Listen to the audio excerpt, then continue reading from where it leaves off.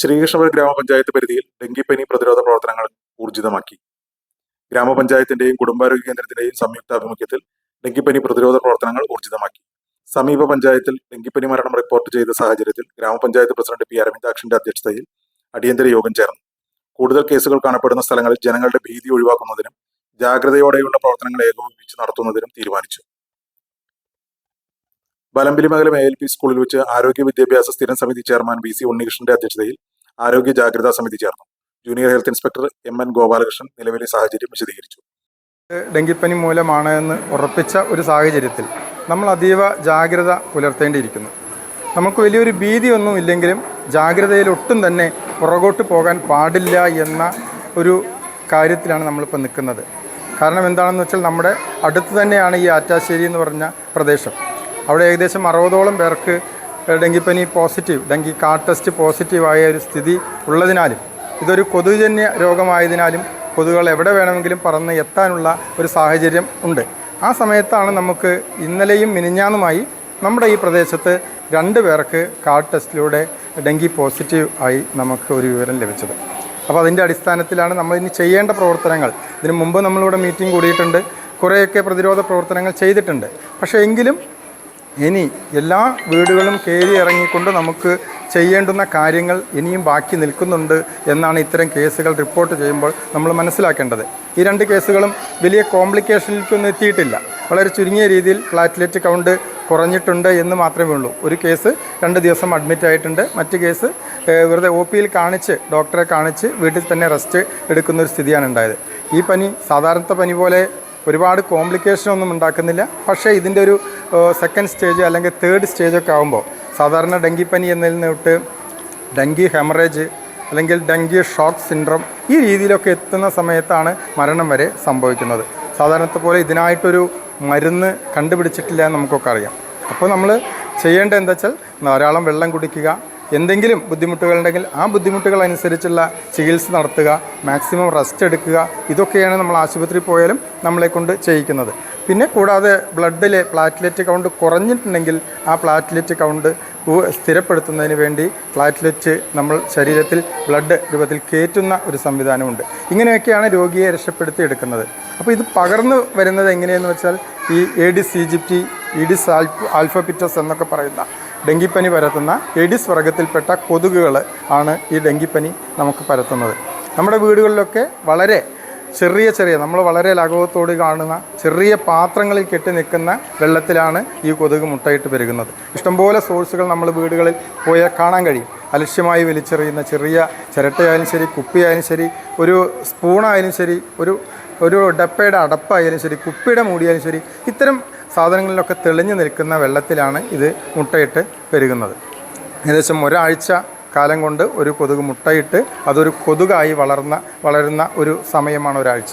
അതുകൊണ്ടാണ് നമ്മൾ ആഴ്ചയിൽ ഒരു ദിവസം ഡ്രൈ ഡേ ആചരിക്കണം എന്ന് പറയുന്നത്. വീടുകളിൽ ഞായറാഴ്ച തോറും ഡ്രൈ ഡേ ആചരിക്കണം പറയുന്നത് അതുകൊണ്ടാണ്. അപ്പോൾ ഒരാഴ്ചയ്ക്കുള്ളിൽ ഒരു ദിവസം ഇത്തരം സാഹചര്യങ്ങളൊക്കെ ഒഴിവാക്കിയാൽ ഇതിൻ്റെ ഈ കൊതുകിൻ്റെ ഒരു സംക്രമണ ചക്രം അവിടെ നമുക്ക് തടയാൻ കഴിയും. അപ്പോൾ ആ രീതിയിലേക്കുള്ള ഒരു പ്രവർത്തനം നമ്മുടെ പ്രദേശത്ത് നടത്തേണ്ടിയിരിക്കുന്നു.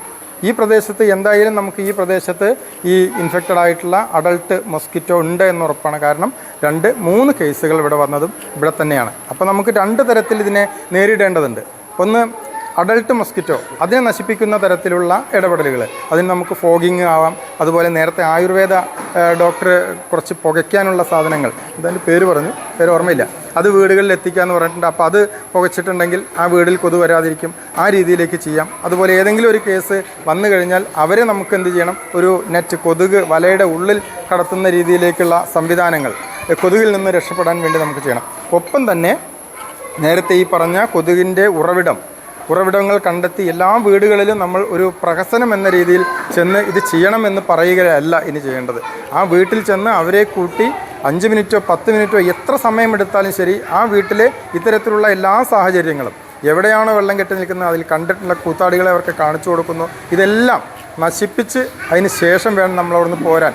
ഇത് വളരെ പെട്ടെന്നാണ് ഇത് പെരുകി വരിക.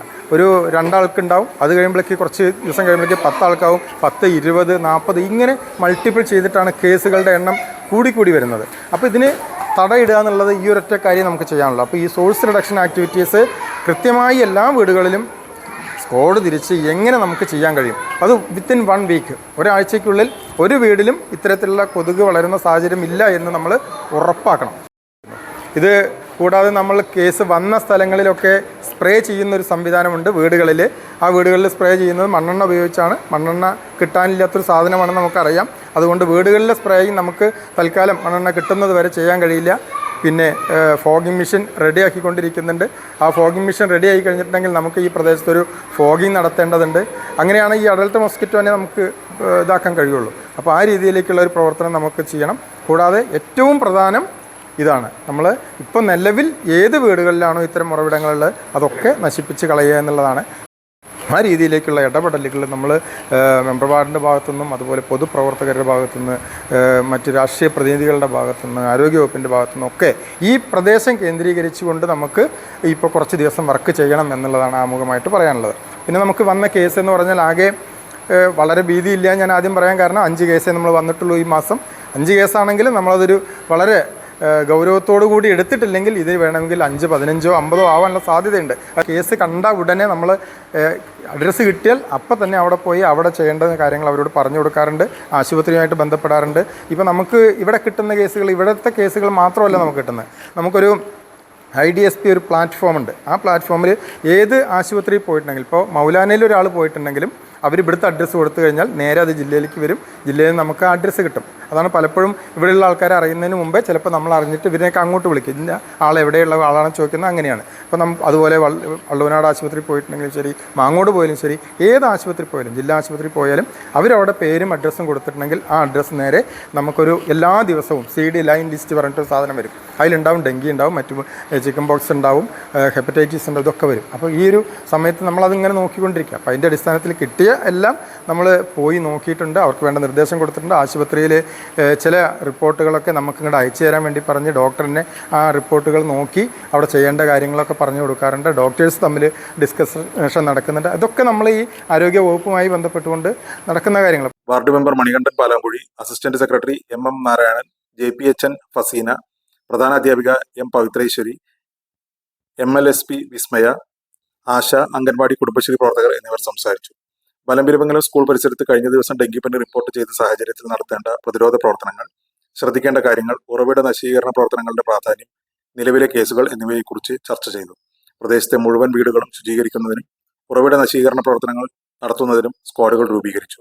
കൂടാതെ സ്പ്രേയിങ്, ഫോഗിംഗ് എന്നിവ നടത്തുന്നതിന് ആരോഗ്യവകുപ്പ് സജ്ജമാണെന്ന് അറിയിക്കുകയും ചെയ്തു.